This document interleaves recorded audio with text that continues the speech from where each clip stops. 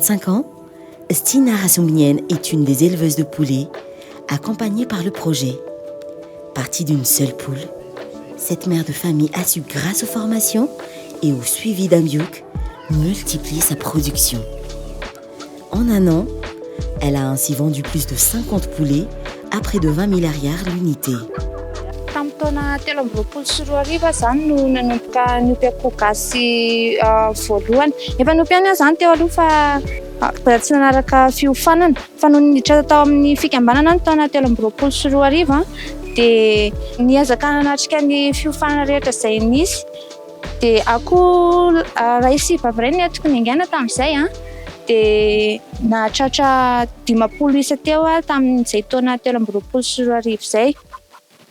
Nanatsara ny sakafon'akoho zao moky anazy atony. Ny taona 2024 nahatratra akoho teo amin'ny 100 isa teo indray.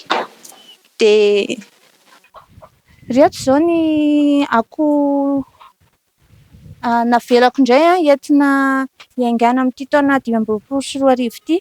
Miezaka nihatratra akoho eo amin'ny 200 isa eo zao amin'ity taona manaraka amin'ity taona hitsahantsika ity.